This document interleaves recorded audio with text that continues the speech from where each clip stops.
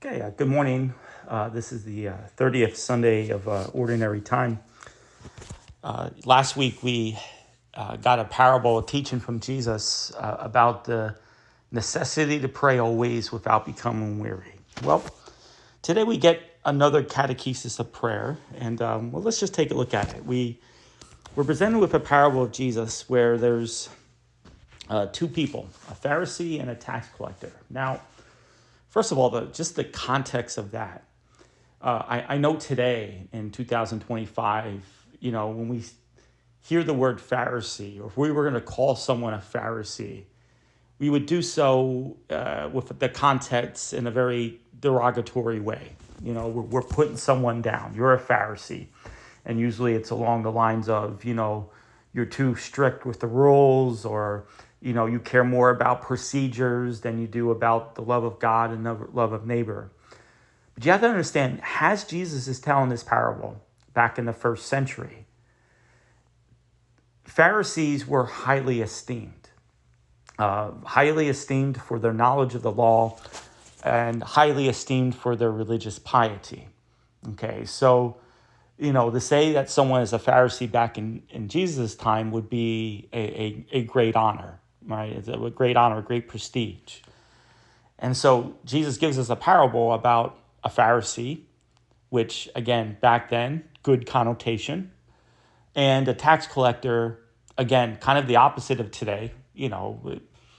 Working for collecting taxes is a reputable job. Yeah, we don't like to pay taxes, but, we wouldn't say that someone has a bad moral character by working in the tax office, right? Okay. But again, back in Jesus' time, tax collector was like a sinful thing because it was considered to be an act of betrayal to one's own people. So you're literally working for the occupants. You're working for the Roman Empire, who's currently occupying your land right now. You're taking money from your own people and you're giving it to the empire that has conquered you. Okay, so to be a tax collector was a grave sin, a grave insult. All right. So we have a good, the Pharisee, and the bad, a tax collector. Jesus continues on with the parable. The Pharisee, and here's some key words in all this. Okay. The Pharisee takes his position and prays to himself, and then proceeds to tell God, or maybe in this case, tell himself how well he's doing. Okay. Oh God, I thank you that I'm not like the rest of this of humanity. I'm not greedy. I'm not dishonest. I'm not the adulterous. I'm not even like this tax collector. And I fast twice a week and I pay tithes on my whole income. Again, all of that sounds good. Okay, so we have a good Pharisee known for his great knowledge of the law and religious piety, who is not sinning, who's fasting twice a week, and who's paying his tithes on his whole income. To the hearer of the gospel of that parable, he's doing well. Okay, he's doing well. And then we're presented with the tax collector, who we're told stands off in a distance. Okay, so the Pharisee takes his position, and the tax collector stands away, far from God, beats his chest as a sign of repentance, and says, "Oh God, be merciful to me, a sinner." And now here's the catch, right? With a parable of Jesus, there's always a twist, right? And Jesus says this, "I tell you, the latter went home justified, not the former. Whoever exalts himself will be humble, and one who humbles himself will be exalted."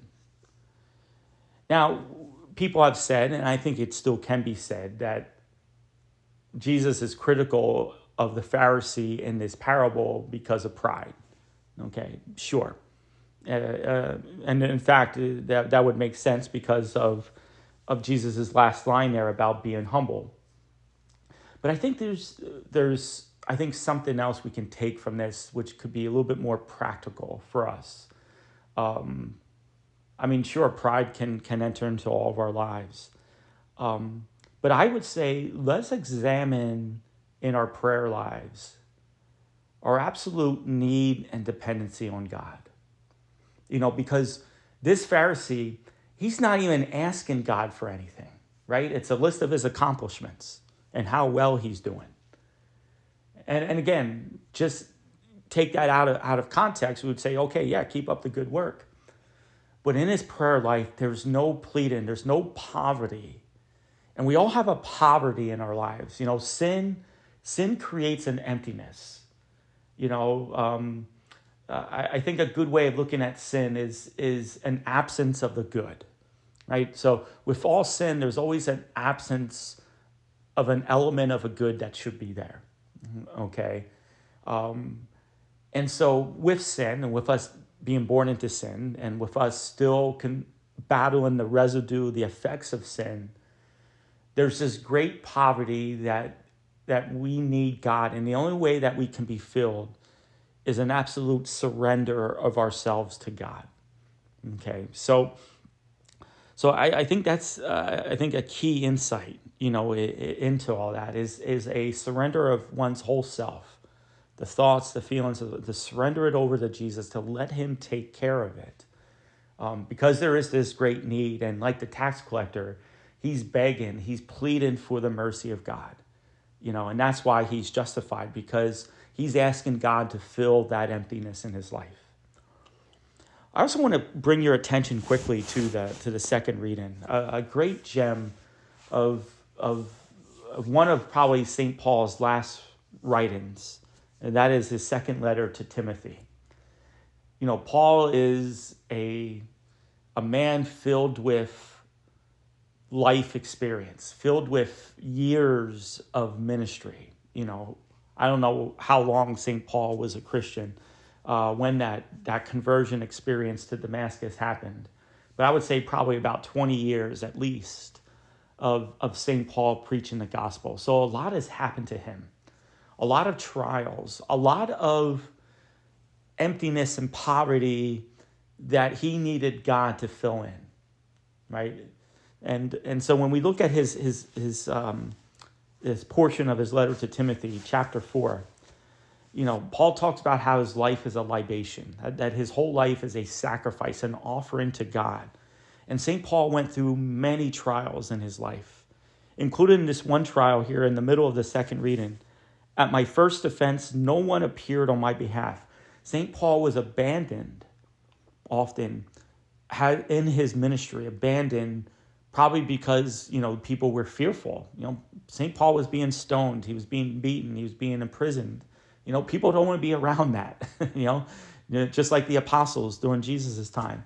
In fact, I wonder if St. Paul kind of associates himself with Jesus here, because he says that, at his first events, no one appeared on his behalf. Everyone deserted him. And then he says this, may it not be held against him. St. Paul let go of that anger. Boy, I think we can all do that in our lives.